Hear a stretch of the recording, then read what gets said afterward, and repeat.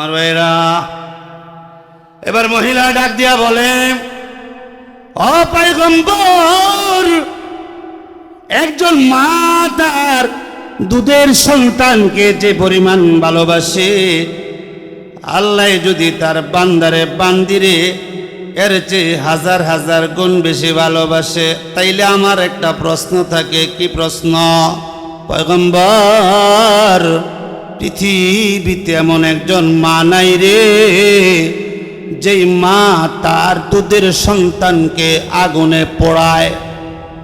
পয়গম্বর, গোটা পৃথিবীতে এমন একজন মা খুঁজে পাওয়া যাবে না যেই মা তার দুধের সন্তানকে নিজে আগুন দিয়া পোড়ায়া দেয়।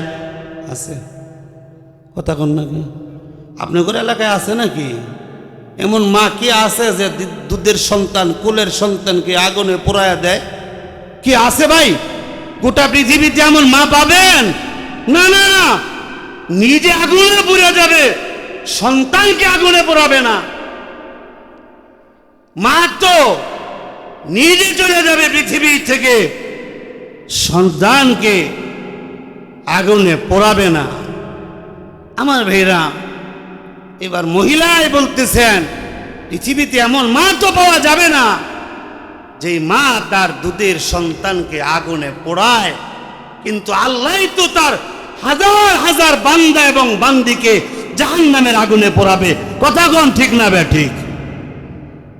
মহিলার প্রশ্ন, তাইলে যেই মা তার দুধের সন্তানকে আগুনে পোড়ায় না, আল্লাহ তার হাজার হাজার বান্দা এবং বান্দিকে জাহান্নামের আগুনে পোড়াবে? আমার তো বুঝে আসে না। একজন মা তার দুধের সন্তানকে যে পরিমাণ ভালোবাসে, আল্লাহ তার বান্দারে বান্দিরে এর চেয়ে বেশি ভালোবাসলো কিভাবে? আমার তো বুঝে আসে না। আগের প্রশ্ন ছিল সহজ, জবাবও সহজ। এখন মহিলা যে প্রশ্ন করেছেন, প্রশ্নটাও কঠিন, জবাবটাও কঠিন। আমার পয়গম্বর সেজদায় পড়ে গেছেন। দীর্ঘ সময় পর্যন্ত আল্লাহর নবী মাথা সেজদায় রেখে মাথা উঠাইলেন। মাথা উঠাইয়া এবার মহিলাকে বলতেছেন, শোনো, আমি যা বলেছি সত্য বলেছি। ও মহিলা, বুঝতে হবে গো, আল্লাহর বান্দা কাকে বলে, আল্লাহর বান্দি কাকে বলে, আগে তা বুঝতে হবে। কারণ যারা আল্লাহর বান্দা বান্দি, আল্লাহ তাআলা তাদেরকে জাহান্নামের আগুনে পোড়াবে না। মহিলা এবার ডাক দিয়ে বলে, পয়গম্বর, আমাদেরকে জানাইয়া দেন, আল্লাহর বান্দা কাকে বলে, আল্লাহর বান্দি কাকে বলে, জানাইয়া দেন। পয়গম্বর বলেন, দুনিয়ার জমিনে যারা আল্লাহর হুকুম মানে, আল্লাহকে লা শরীক জেনে যারা আল্লাহর হুকুম মানে, আল্লাহর নির্দেশ মানে, তারাই আল্লাহর বান্দা। এরকম বান্দারা যখন কবরে যায়, কবরটা তাদের জন্য জান্নাতের বাগান হয়ে যায়। আগে তো বুঝতে হবে বান্দা কাকে বলে, বান্দি কাকে বলে। কাকে বলে? দুনিয়ার জমিনে যারা আল্লাহর নির্দেশ মেনে, ওই যে আল্লাহ বলেন, ওয়া আবুদু রাব্বাকা হাত্তা ইয়াতিয়াকাল ইয়াকিন। ইয়াকিনের মানা মউত। মউত পর্যন্ত যারা আল্লাহর গোলামি করে, আল্লাহর হুকুম যারা মানে, তাদেরকে আল্লাহর বান্দা বলে, আল্লাহর বান্দি বলে। এরকম বান্দা এবং বান্দিদেরকে আল্লাহ জাহান্নামের আগুনে পোড়াবে না। কথা বলুন ঠিক না বে ঠিক? আমি সূরা নাহলের 90 নম্বর আয়াত আপনাদের সামনে তেলাওয়াত করেছি। নবীজির অসংখ্য হাদিস সমূহ থেকে একটি হাদিস পাঠ করেছি। তেলাওয়াতকৃত এই আয়াত এবং পঠিত হাদিসকে সামনে নিয়ে কিছু উপকারী কথা বলা আর শোনা। আল্লাহ যেন সর্বপ্রথম আমাকে, আমি যা বলবো এগুলোর উপরে মরণ পর্যন্ত আমল করার তৌফিক দান করেন। আপনারা বলেন আমিন। আর আপনারা যারা শুনতে আসছেন, আল্লাহ যেন মউত পর্যন্ত আমলের নিয়তে শোনার তৌফিক দান করেন। একটু জোরে কন না আরো জোরে বলেন। মুহতারাম হাজিরিন, তেলাওয়াতকৃত আয়াতে আল্লাহ তাআলা গুরুত্বপূর্ণ তিনটি বিষয়ে আদেশ করেছেন আর তিনটি বিষয়ে নিষেধ করেছেন। বলুন তো দেখি সর্বমোট বিষয় কয়টি? একটু আওয়াজ দিয়ে বলুন কয়টি? 6টি। তিনটি বিষয়ে আদেশ আর তিনটি বিষয়ে নিষেধ। সবগুলো বিষয় নিয়ে আলোচনা করার সময় নাই। 9:50 পর্যন্ত আমার সময়, অল্প সময়ের ভিতরে আলোচনা করব। এজন্যে যে সমস্ত বিষয় সম্পর্কে আল্লাহ তাআলা আমাদেরকে নির্দেশ দিয়েছেন,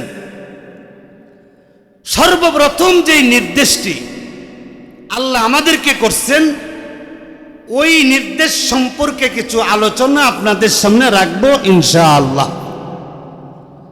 আলোচনায় যাওয়ার আগে কোন বিষয়ে আল্লাহ আমাদের নির্দেশ দিলেন, ওই আলোচনায় ঢুকার আগে আল্লাহর নির্দেশ মানলে ফায়দা কি, লাভ কি? কারণ বাঙালি তো যেখানে লাভ আছে বাঙালি সেখানে আছে, আমরা লাভ যেখানে সেখানে আমরা থাকি। এজন্য আগে আল্লাহর নির্দেশ মানলে কি লাভ, কি ফায়দা, কি উপকারিতা একটু আপনাদেরকে শোনাবো। অনেক ফায়দা, বহুতই ফায়দা, সব বলে শেষ করা যাবে না। তবে একটি ফায়দার কথা শুধু আপনাদেরকে বইলা, আল্লাহ যে আমাদেরকে তিনটি বিষয়ে নির্দেশ দিয়েছেন, তার মধ্যে সর্বপ্রথম যে বিষয়টি তা নিয়ে আপনাদের সামনে আলোচনা করব। ভাইরা আমার, নির্দেশ মানলে কি হয় একটু খেয়াল করবেন। একদিন এক মহিলা দুধের সন্তানকে বুকে করে বিশ্বনবীর দরবারে গেছেন, পয়গম্বরের কাছে গেছেন। যাইয়া পয়গম্বরকে প্রশ্ন করতেছেন, মহিলা দুধের বাচ্চা বুকে। আমার ভাইয়েরা, মহিলায় দুধের সন্তান নিয়ে পয়গম্বরের কাছে যায়া বলতেছেন, ও পয়গম্বর, আমি আপনার কাছে একটি প্রশ্ন করতে আসছি। পয়গম্বর বলেন, কি প্রশ্ন করো? মহিলা পয়গম্বরকে বলেন, ও পয়গম্বর, আমি আপনার কাছে জানতে চাই, একজন মা তার দুধের সন্তানকে যে পরিমাণ ভালোবাসে, আল্লাহ কি তার বান্দাকে বান্দিকে এই পরিমাণ ভালোবাসেনি? সুবহানাল্লাহ। খেয়াল করেন, প্রশ্ন করছেন মহিলায়। আমার ভাইরা, বিশ্ব নবীর কাছে মহিলা প্রশ্ন করেন, পয়গম্বর, একজন মা তার দুধের সন্তানকে যে পরিমাণ ভালোবাসে, আল্লাহ কি তার বান্দারে বান্দিরে এই পরিমাণ ভালোবাসেনি? পয়গম্বর বলেন, আল্লাহর বান্দিরে, একজন মা তার দুধের সন্তানকে যে পরিমাণ ভালোবাসে, আল্লাহ তার বান্দারে বান্দিরে এর চেয়ে হাজার হাজার গুণ বেশি ভালোবাসে। আরো জোরে কন, একটু জিকির করেন, লা ইলাহা ইল্লাল্লাহ, লা ইলাহা ইল্লাল্লাহ, লা ইলাহা ইল্লাল্লাহ, লা ইলাহা ইল্লাল্লাহ, লা ইলাহা ইল্লাল্লাহ, লা ইলাহা ইল্লাল্লাহু মুহাম্মাদুর রাসূলুল্লাহ সাল্লাল্লাহু আলাইহি ওয়াসাল্লাম। আমার ভাইরা, পয়গম্বর মহিলার প্রশ্নের জবাব দেন, আল্লাহর বান্দিরে, একজন মা তার দুধের সন্তানকে যে পরিমাণ ভালোবাসে, আল্লাহ তার বান্দারে বান্দিরে এর চেয়ে হাজার হাজার গুণ বেশি ভালোবাসে। মহিলা কয়, হুজুর, আমার প্রশ্নের জবাব কিন্তু এখনো শেষ হয় নাই। এই যে এদিকে কোন মানে দুষ্টামি করতেছে একটা ছেলে, জি মেশিং, আচ্ছা আচ্ছা। তো যে কথা বলতেছি, মহিলায় বলেন এখনো আমার প্রশ্ন শেষ হয় নাই, প্রশ্ন বাকি আছে। পয়গম্বর বলেন বাকি প্রশ্নটুকু কি বলো শুনি। আমার ভাইরা, এবার মহিলা ডাক দিয়া বলে, ও পয়গম্বর, একজন মা তার দুধের সন্তানকে যে পরিমাণ ভালোবাসে, আল্লাহ যদি তার বান্দারে বান্দিরে এর চেয়ে হাজার হাজার গুণ বেশি ভালোবাসে, তাইলে আমার একটা প্রশ্ন থাকে। কি প্রশ্ন?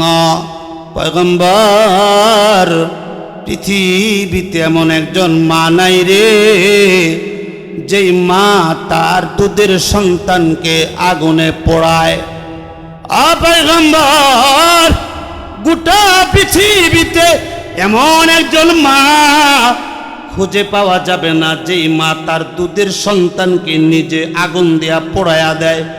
আছে কথা কন নাকি?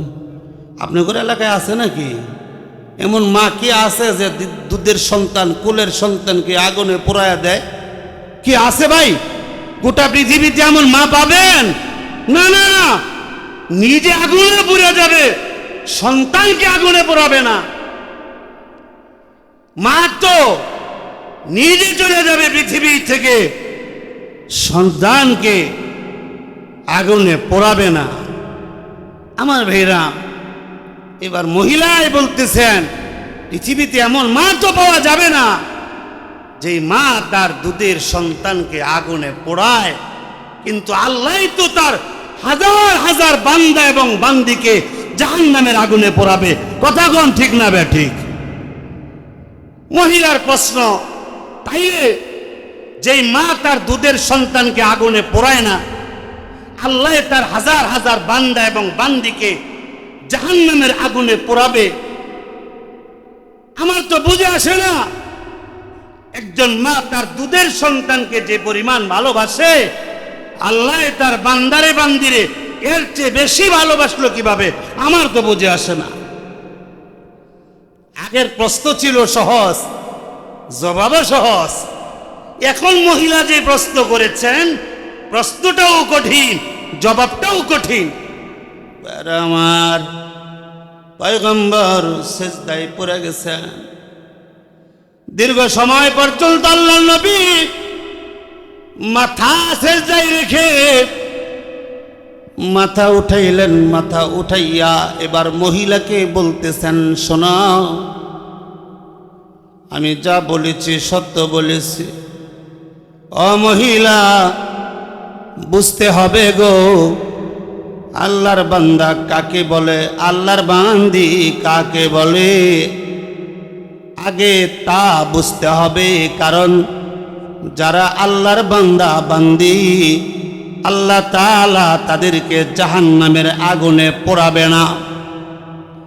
মহিলা এবার ডাক দিয়ে বলে, পয়গম্বর, আমাদেরকে জানাইয়া দেন আল্লাহর বান্দা কাকে বলে, আল্লাহর বান্দি কাকে বলে, জানাইয়া দেন।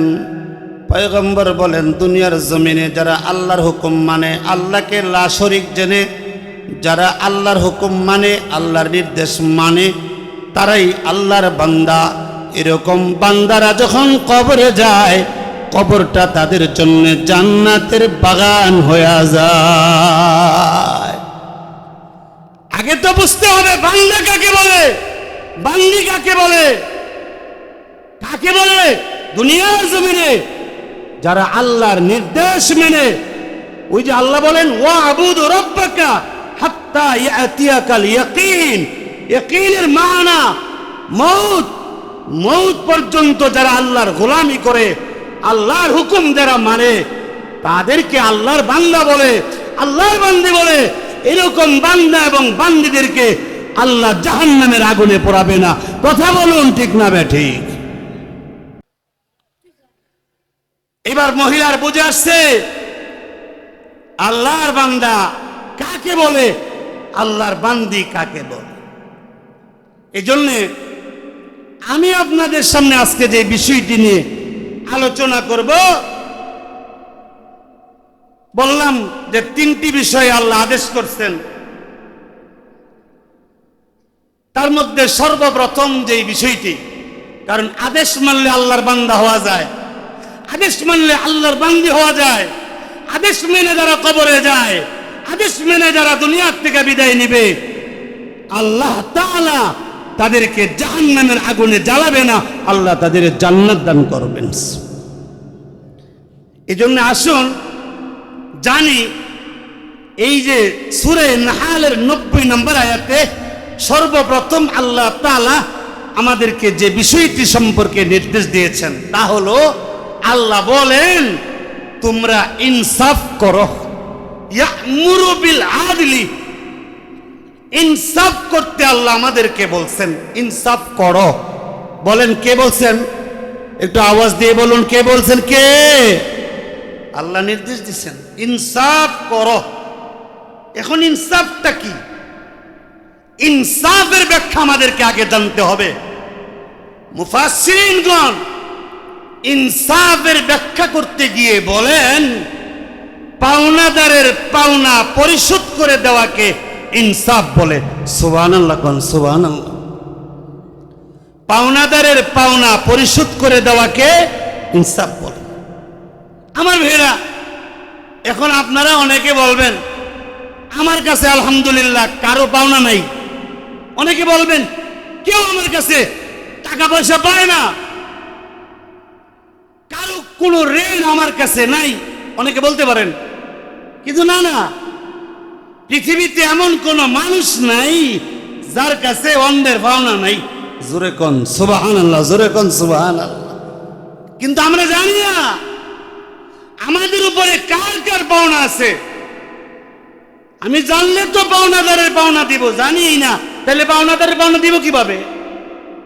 যারা জানে তারা পাওনাদারের পাওনা দেয়, যারা জানে না ওরা কোনোদিন পাওনাদারের পাওনা পরিশোধ করার কল্পনাও করবে না। কথা কোন ঠিক না বে ঠিক? এই জন্য আগে জানতে হবে, আল্লাহ যে বলেন পাওনাদারের পাওনা পরিশোধ করো, তাইলে আমাদের উপরে কার কার পাওনা আছে জানতে হবে না? হবে না? কথা কন আমার ভাইরা। এই জন্যে আমরা আগে আমাদের পাওনাদার কারা কারা, কাদের পাওনা আমাদের কাছে আছে, এগুলো আমাদেরকে জানতে হবে। জেনে শুনে পাওনাদারের পাওনা দিয়া কবরে যেতে হবে, তাইলে আল্লাহর জান্নাত পাওয়া যাবে। কথা বলুন ঠিক না বে ঠিক? এক নাম্বার, আমাদের কাছে আমাদের আল্লাহর পাওনা আছে। বলুন আমাদের উপরে কার পাওনা? একটু জোরে কন। এক নম্বর আমাদের উপরে পাওনাদার কি? আরো জোরে। আল্লাহ তো আসতে কন, জোরে কন মিয়া আমার ভাইরা। সর্বপ্রথম বান্দার উপরে আল্লাহর পাওনা। একদিন পয়গম্বর সাহাবীদেরকে বলেন, ও সাহাবীরা তোমরা কি জানো বান্দার উপরে আল্লাহর পাওনা কি, আর আল্লাহর উপরে বান্দার পাওনা কি? সাহাবীরা বলেন, পয়গম্বর না আমরা জানি না, বলে দেন। পয়গম্বর বলেন, সাহাবীরা শুনো, এক নাম্বার বান্দার উপরে আল্লাহর পাওনা, আল্লাহকে লা শরীক জেনে তোমরা যদি আল্লাহর হুকুম মানো, তাইলে আল্লাহর পাওনা আল্লাহকে দেওয়া হবে।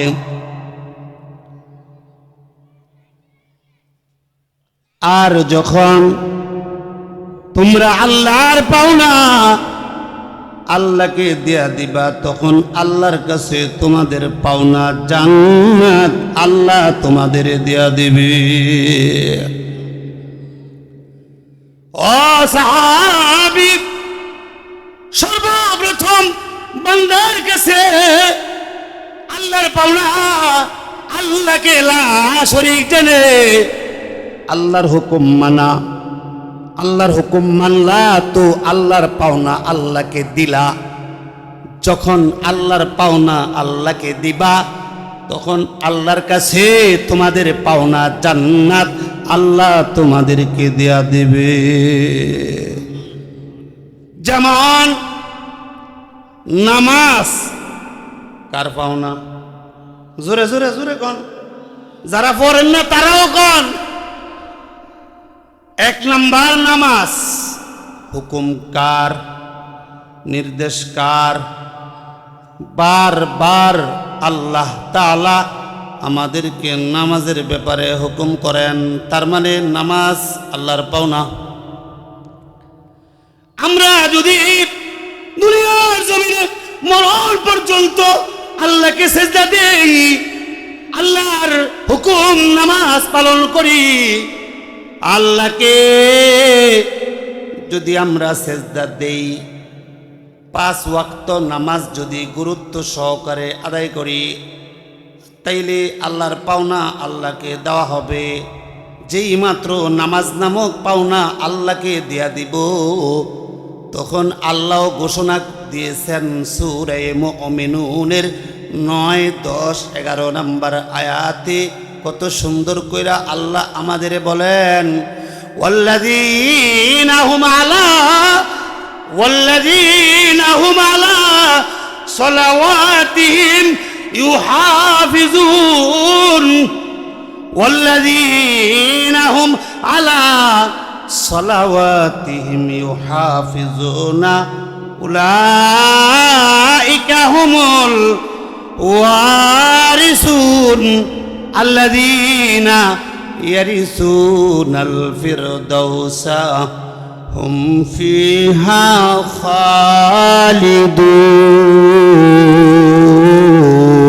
খালিদুন।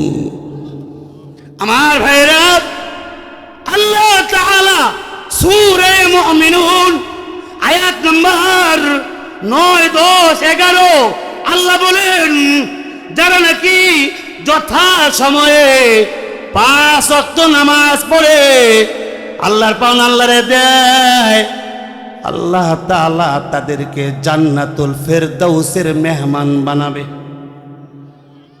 হয় নাই? সুবহানাল্লাহ, জোরে কোন। আল্লাযীনা ইয়ারিসুনাল ফিরদাউস, জান্নাতুল ফেরদাউসের মেহমান বানাবে কে? জোরে বলেন কে? আর জোরে বলেন কে? আল্লাযীনা ইয়ারিসুনাল ফিরদাউস হুম ফিহা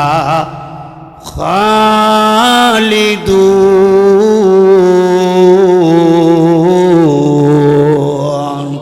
আল্লাহ বলেন, ও বান্দা, ও বান্দি, মরণ পর্যন্ত নামাজ পড়বি, আমারে সেজদা দিবি, আমার পাওনা আমারে দিলি, তো আমি তোমাদের পাওনা জান্নাতুল ফেরদাউস তোমাদেরকে দিয়া দিব, অনন্তকাল তোমরা ওই জান্নাতে থাকবা। আরো জোরে কোন, কি বলেছেন কি?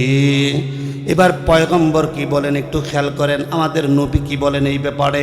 ক্বালান নাবিয়্যু সাল্লাল্লাহু আলাইহি ওয়াসাল্লাম, ক্বালান নাবিয়্যু সাল্লাল্লাহু আলাইহি ওয়াসাল্লাম, মান হাফাযা আলা সালাওয়াত আকরামাহুল্লাহু তাআলা বিখামসি খিসাল ইয়ারফাউ আনহু যিকাল আইশ وعذاب القبر ويعطي الله كتابه بيمينه ويمر على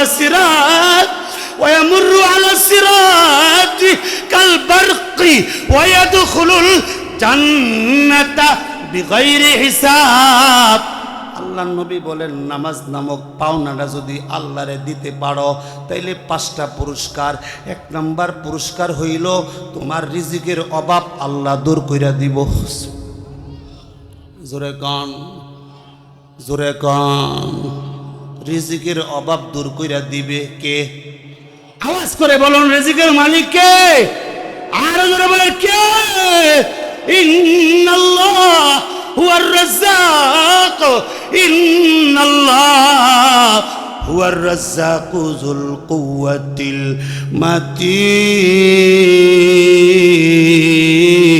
মাতিন। এই রিজিকের মালিককে জোরে বলেন। আমার ভাইরা, পয়গম্বর বলেন, নামাজ নামক পাওনাটা যখন আল্লাহরে দিয়া দিবা, 5টা পুরস্কার পাইবা। এক নাম্বার পুরস্কার, তোমার রিজিকের অভাব আল্লাহ দূর করে দিবে। সুবহানাল্লাহ। জোরে কোন, আরো জোরে কোন। এখন নাস্তিক হইলে তো আর কোনো কথাই নেই। নাস্তিকরা তো আল্লাহই মানে না। নাস্তিকরা কিন্তু অনেক সময় দেখবেন মুসলমান করে বিপদে ফেলায় দেয়। ছোট্ট একটা কথা না বললে আপনারা বুঝবেন না। এক নাফিত নাস্তিক, নাফিত চিনেন? কথা বল না কে? নাফিত চিনেন? কি নাফিতের কাজ কি? প্লেন চালায় না ভাই, কথা কয় না, চুল কাটে। তাই নাস্তিক এক আলেম সাহেবের চুল কাটতেছে সেলুনে, খেয়াল করেন। আলেম সাহেবের চুল কাটে। আলেম মিয়া, মরা আলেম না, জেতা আলেম। সুবহানাল্লাহ কর। তো চুল কাটতেছে, এমন সময় এক ভিক্ষুক আসছে ওই নাফিতের কাছে, ভিক্ষা চাইছে। নাস্তিক, আল্লাহ মানে না মিয়া, ভিক্ষা চাইছে, কিছু দেন। তো নাফিতে আলেম সাহেব যে চুল কাটতেছে, যার চুল কাটে আর কি, আলেম সাহেবরে জিগায়, হুজুরে জিগায়, হুজুর আসলে কি আপনার ঘর আল্লাহ আছে? দেখেন, আসলে কি আপনার ঘর আল্লাহ আছে? হুজুর ওকে আল্লাহ থাকবো না কেন? যদি আল্লাহই থাকে তাহলে এই যে আল্লাহর একটা বান্দা এই যে রিজিকে কষ্ট করে, আল্লাহ কি সোহে দেখে না? আমার কাছে চাই কে? আল্লাহ দিলে তো পারে, আর আল্লাহ থাকলে দেয় না কে? আলেম সাহেব কয়, হ্যাঁ আগেই কইছি, মরা আলেম বইছে না যে একটা আলেম। হ্যাঁ, আলেম সাহেব কয়, দাঁড়া দাঁড়া বুঝাইতেছি। আলেম সাহেব বুঝায়, চিন্তা করতেছি কি জবাবটা দেওয়া যায়, ওরে কি জবাবটা দেওয়া যায়। এমন একটা জবাব দিব যেই জবাবের পরে আর সে কোনো প্রশ্ন করতে পারবে না। একটু পরে এই অনেকগুলো চুলওয়ালা মানুষ। আর আমাদের কাছে কোরআনের পাওনা আছে। জোরে কোন, কার পাওনা? কোরআন আছে না নাই? অনেকের ঘরে কোরআন নাই। বড় বড় টিভি আছে, বড় বড় সেট আছে, অনেক কিছু আছে, আধুনিক অনেক যন্ত্র, অনেক কিছুই ভাইয়েরা আমার ঘরে শোভা পায়। এমন বহু ঘর আছে মুসলমানের যেই ঘরে এখন কোরআন নাই। কোরআন শূন্য ঘর মুসলমানের আছে না নাই? জোরে বলেন, আছে না নাই? আপনারা কইবেন হুজুর আমগর আছে। আমার কাছে একজনে টেলিফোন করছে, কয় হুজুর, মানে ওর বাবা মারা গেছে, ওরা 4 ভাই, বাবা মারা গেছে। তো বাবাই থাকতেও মাঝে মাঝে কোরআন শরীফ পড়তো। মারা যাওয়ার পরে আমারে ফোন দিয়া কয়, হুজুর মাদ্রাসার থেকে একটা ছাত্র পাঠান তো। আমি বললাম কেন, কেন পাঠাবো? বলে হুজুর আমার আব্বাই যে একটা কোরআন পড়তো, তো এখন তো এই কোরআন পড়ার কোনো লোক নাই, তো আব্বার কোরআনটা মাদ্রাসায় লয়ে যান গা, ছাত্র বেড়াই। তা আমি জিজ্ঞাসলাম, আপনারা পারেন না কেউ কোরআন পড়তে? কয় হুজুর না, আমরা কোরআন পারি না হুজুর। আস্তে আস্তে কয়, লজ্জাও নাই, কত বড় নির্লজ্জ। কথা কোন ঠিক না? ঠিক। বাবাই মারা গেছে তো কোরআন বিদায়, ঘর থেকে বাবার সাথে সাথে বিদায় নিতেছে। বাবাই গেছে কবরে, আর কোরআন যায় এখন কই? মাদ্রাসায়। ছেলে রেখে গেছে, মেয়ে রেখে গেছে, বিবি রেখে গেছে। বিধবা বিবি, হ্যাঁ কোরআন পড়তে না। হায়, এমন ডিজিটাল এক বিবি বানাইছে, ডিজিটাল বিবি গান গাইতারে কিন্তু কোরআন পড়তারে না। আছে না নাই? জোরে কোন, আছে না নাই? হ্যাঁ আমার ভাইরা, তো 2 নাম্বার আমাদের কাছে কোরআনের পাওনা আছে, আবার কোরআনের কাছেও আমাদের পাওনা আছে। সুবহানাল্লাহ বলবেন না? কোরআনের পাওনা কি? অনেক পাওনা, সব বলা যাবে না, সময় নেই। যে একটা গুরুত্বপূর্ণ পাওনা হইল কোরআনের বিশুদ্ধভাবে কোরআন তেলাওয়াত করা, এটা কোরআনের পাওনা।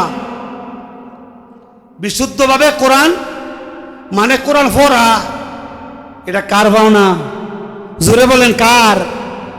আর যদি কোরআনের পাওনা কোরআনকে দিয়ে দেন, তাহলে কোরআনের কাছে আমাদের পাওনা আছে। বলে কি? কিয়ামতের ময়দানে এই কোরআন আমাদেরকে সুপারিশ করে জান্নাতে নিয়ে যাবে। আরো আসতে কোন? 1 নাম্বার আল্লাহর পাওনা আল্লাহরে দিতে হইব। 2 নাম্বার কোরআনের পাওনা কোরআনকে দিতে হইব। যদি কোরআনের পাওনা কোরআনকে দেই, তো কোরআনের কাছে আমাদের পাওনা কিয়ামতের মাঠে কোরআন সুপারিশ করে আমাদেরকে জান্নাতে নিয়ে যাবে। যেমন শুনেন হাদিস, রাসূল বলেন, قال النبي صلى الله عليه وسلم قال النبي صلى الله عليه وسلم اقرأوا القرآن فإنه يأتي يوم القيامة شفيعا لأصحابه।